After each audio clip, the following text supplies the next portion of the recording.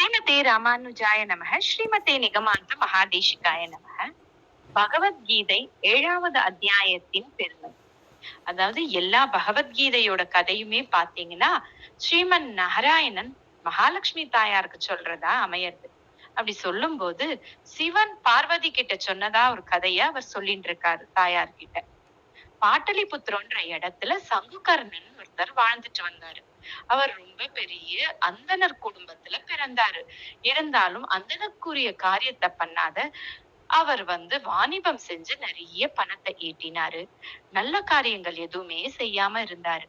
அதாவது பித்ருக்களுக்கு தர்ப்பணம், தான தர்மம், ஏழைகளுக்கு உதவுறது எதுவுமே பண்ணாம பணத்தை சேர்த்துக்கிட்டே வந்தாரு.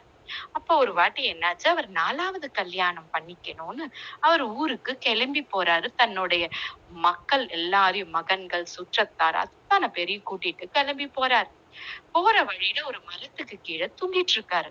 அப்ப அவருக்கு பாம்பு கடிச்சு அவர் இறந்து போயிடுறாரு. அப்புறம் சில பிறவிகளுக்கு கழிச்சு அவர் திருப்பியும் பாம்பாவே பிறக்கிறாரு. பாம்பாவே பிறக்கிற அவருக்கு ஒரு எண்ணம் தோணுது. ஆஹா, நம்ம கஷ்டப்பட்டு நம்ம சேர்த்து வச்ச சொத்தை நம்ம ஒரு இடத்துல புதைச்சு வச்சிருக்கோமே, அங்கேயே ஒரு புத்து கட்டி நம்ம பாம்பா வாழலாம்னு அங்க போய் வாழறாரு. தன்னோட மகனோட கனவுலயும் வராரு. மகன்கள் எல்லாரோட கனவுலயும் வராரு. சொல்றாரு, அப்பா நான் இது மாதிரி பாம்பா பிறந்திருக்கேன். இந்த புத்த கீழே நான் கட்டி வாழற அந்த புத்து கீழே இருக்கிற இடத்துலதான் என்னோட செல்வமும் இருக்கு. அதை நீங்க எல்லாம் எடுத்துக்க கூடாது. அதை நானே பாதுகாத்து திருப்பியும் மனிதனா பிறந்து நான் திருப்பியும் இந்த சொத்தை அனுபவிப்பேன்ற மாதிரி சொல்றாரு. உடனே இந்த கனவை கண்ட பசங்க அடுத்த நாள் காத்தால வராங்க அந்த இடத்துக்கு. அப்ப 2 பேரும் பாத்துக்கிறாங்க. அப்ப ஏன் இந்த புத்த உடைக்கிறீங்கன்னு உடனே அந்த பசங்க சொல்றாங்க, இந்த பணத்துக்காக தான். நேத்தி நீ தானே கனவுல சொன்னன்னு உடனே ஆஹா, அப்பதான் அவருக்கு தோணுது, பணத்து மேல இப்படி ஆசைப்பட்டு வீணா வாழ்க்கையை இழந்துட்டோமே அப்படின்னு சங்குகர்ணன் பாம்பா இருந்தவன் யோசிக்கிறார். எனக்கு ஒண்ணு செய்யுங்க, அப்ப நான் இந்த பணத்தை உங்களுக்கே தரேன் அப்படின்றாரு.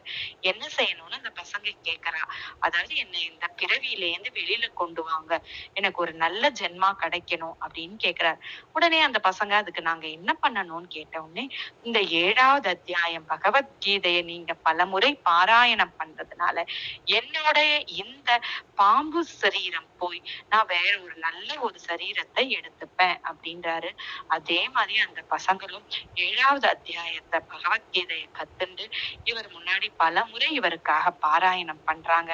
இந்த பாம்பா இருந்த சங்குகர்ணன் இறந்து அடுத்த பிறவியில ஒரு திவ்யமான ஒரு உடலை பெறறாரு. இந்த பசங்களும் அந்த பணத்தை எடுத்து அவர் செய்யாத அந்த தான தர்மங்கள், நல்ல காரியங்கள், பகவத் விஷயங்கள்ல ஈடுபட்டு அந்த பணத்தை செலவழிக்கிறாங்க.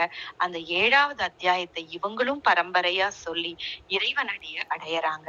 யார் ஒருத்தர் 7வது அத்தியாயத்தை சொல்றாங்களோ அவங்களோட பாவங்கள் கழியும் அப்படின்றது உறுதி.